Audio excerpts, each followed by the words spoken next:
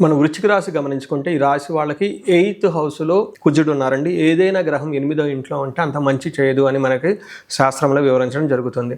అయితే కుజుడు వీళ్ళకి ఉన్న పొజిషన్తో పాటుగా ఆయన ఉన్న దృష్టి, విశేష దృష్టి కారణంగా మిక్స్డ్ రిజల్ట్ ఉంటుంది. కొన్ని విషయాల్లో బాగుండే అవకాశం కూడా ఎక్కువగా ఉంటుంది. ముఖ్యంగా వీళ్ళకి లాంగివిటీ అంటే ఆయుష్కి సంబంధించిన వ్యవహారంలోనూ, రెండోది సడన్గా అన్ఎక్స్పెక్టెడ్గా కొన్ని సంఘటనలు మన చుట్టూ జరుగుతూ ఉంటాయి. అట్లాంటి జరిగే అవకాశం ఎక్కువగా ఉంటుంది.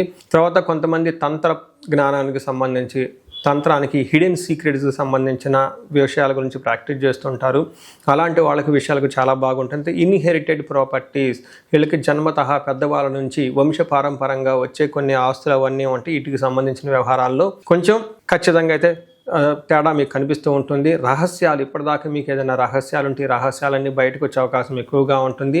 మీలో ఏదైనా కనుక చాలా ట్రాన్స్ఫార్మ్ అవ్వాలి, ఏదైనా ఇప్పటిదాకా బ్యాడ్ హ్యాబిట్స్ నుండి వాటి నుంచి మంచి పనులు చేయలేదు అంటే ఇప్పటిదాకా మంచి పనులు చేస్తూ శ్రీరామచంద్రమూర్తిగా ఉన్నవాళ్ళు సడన్గా చెడు అలవాట్లు కూడా లోనే అవకాశం ఎక్కువగా ఉంటుంది. ఇలా ఎక్కువగా ఉండే అవకాశము ఈ యొక్క రాశి వాళ్ళకి ఎక్కువగా కనిపిస్తుంటుంది. అయితే మనకి సంస్కృతంలో ఒక శ్లోకం చెప్తారు.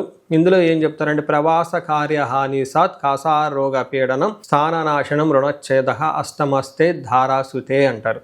అంటే ఈ టైంలో ప్రవాసం అంటే ఒక ప్లేస్ నుంచి ఇంకొక ప్లేస్ వెళ్ళే అవకాశం ఎక్కువగా ఉంటుంది. దూర ప్రయాణాలు చేసే అవకాశం ఎక్కువగా ఉంటుంది. అవుట్ ఆఫ్ స్టేషన్ వెళ్ళే అవకాశం ఎక్కువగా ఉంటుంది. అంతేకాకుండా కార్యహాని సాత్, ఏదైనా పని చేస్తే అందులో కార్యం అనేది జయం రాకుండా ఇబ్బంది పడిపోతూ ఉంటారు. రోగ పీడనం, ఎక్కువగా చెస్ట్ కంజెస్టెడ్గా ఉండేసి విపరీతంగా దగ్గొచ్చే అవకాశం ఎక్కువగా ఉంటుంది. వీటితో పాటుగా స్థాన నాశనం, మీకున్న పొజిషన్లు కానివ్వండి, మీకున్న కీర్తి ప్రతిష్టలో కానీ అనుకున్నంతగా మంచి పేరు రాకుండా ఇబ్బంది పడిపోతూ ఉంటారు.